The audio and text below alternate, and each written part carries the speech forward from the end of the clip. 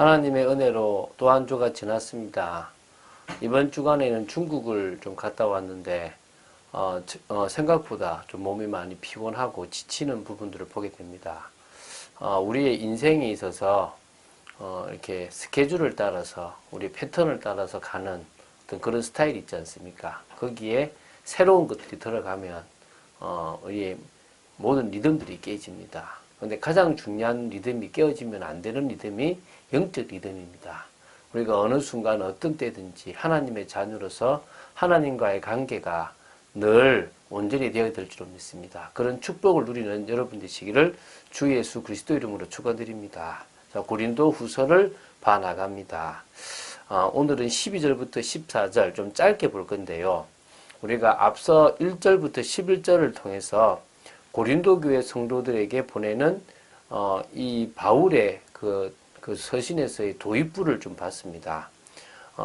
이 바울은요, 고린도 교회 성도들에게 사도로서 이렇게 축도를 했고요.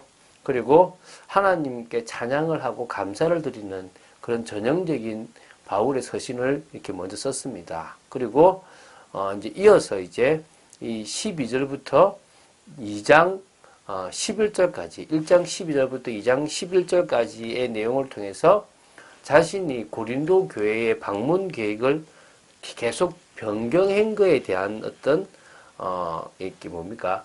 변명을 하고 있거든요. 왜 변명하냐면 고린도 교회의 성도들 가운데서 일부가 거짓 사역자들에 의해서 바울은 변덕스럽고 또 좀 성실하지 못하다는 부분들을 비판하게 됐어요. 그래서 그것이 사도권까지 의심하게 되는 상황을 있게 됐는데 그것 때문에 앞에 사실은 편지를 썼지 않습니까? 우리 지금은 남아있지 않는 눈물의 편지를 바울은 쓰게 됐고요. 그걸 이제 디도편에 붙이고 이제 받게 됐는데 그 이후에 고린도 후서를 쓰면서 다시 한번 그 부분에 대해서 바울이 해명을 하는 부분들이 지금 특히 1장 12절부터 2장 11절까지 나옵니다. 교회는요, 빨리 갈 필요가 없습니다. 같이 가야 됩니다. 왜 교회가 빨리 갈 필요가 없냐 그러면 오해를 풀지 않으면 그것이 또 다른 시험거리가 되고 사단의 통로가 되기 때문입니다. 그래서 참빛교회는 빨리 가기보다는 같이 가려고 합니다. 참빛교회는 교회의 목사 혼자서 주관하는 게 아니라 성도와 같이 가는 교회가 되려고 합니다. 같이 이해하고 같이 품어나가고 그래서 성도들이 그것을 이해할 때까지 기다리고 또 성도들도 목회자가 그 부분을 받을 때까지 같이 기다릴 수 있는 그런 교회가 되었으면 좋겠습니다. 자, 근데 그 해명하기 전에 이 12절부터 14절을 통해서 고린도 교회 성도들에 대한 바울 자신의 양심의 증거를 하고 있고 또 앞으로 주님이 오실 그날이 되면 내 중심을 다 이해하게 될 거다라는 소망에 대해서 이제 이렇게 지금 서술하고 있습니다. 그래서 사도로서의 자신의 말과 행동이 신빙성이 있다. 이걸 먼저 보여주려고 했고요. 바울은 자신에 대해서 자랑할 말이 있음을 밝히고 있고요.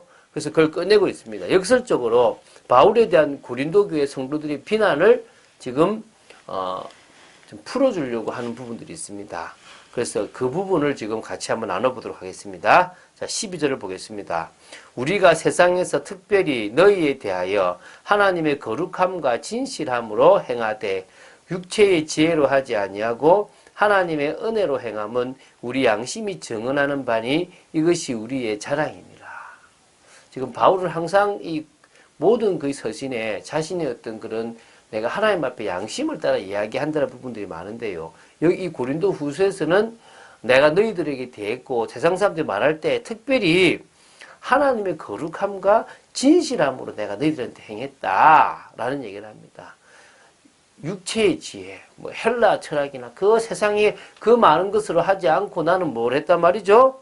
바로 정말 하나님의 은혜로 이 모든 것을 진행했다. 그것을 바로 내 양심이 증거하고 나는 자랑할 수 있다는 것입니다.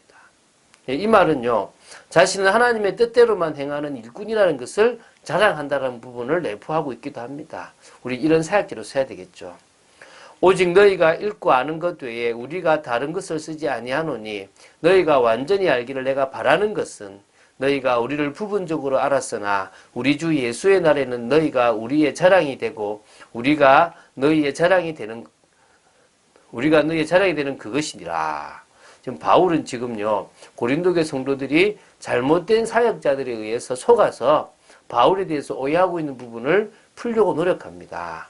특히 그 교회 방문에 대한 계획이 변경된 것을 지금 신의가 없고 불성실한 것으로 지금 인식하고 있는 부분을 풀려고 하는데요. 그것에 대해서 지금 이제 15절부터 22절에 해명할 건데 그 전에 지금 바울이 지금 이야기하고 있는 부분들을 이제 밝히고 있는데요. 이게 뭐냐면 바울은 고린도교 성도들 전체가 바울을 완전하게 이해할 수 있는 시점이 올 거라는 겁니다. 그게 언제입니까? 주 예수의 날이라는 겁니다. 그전에는 자신을 부분적으로 알고 부분적으로 인정할 거라는 겁니다. 그래서 그때가 되면 자신에 대한 어떤 오해가 완전히 불식될 것이라는 기대를 하는 겁니다.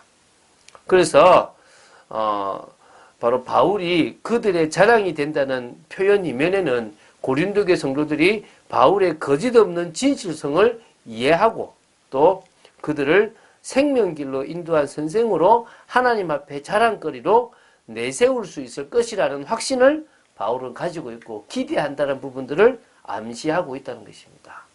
자, 오늘 본문은 짧고 별로 사실 특별한 내용은 없습니다.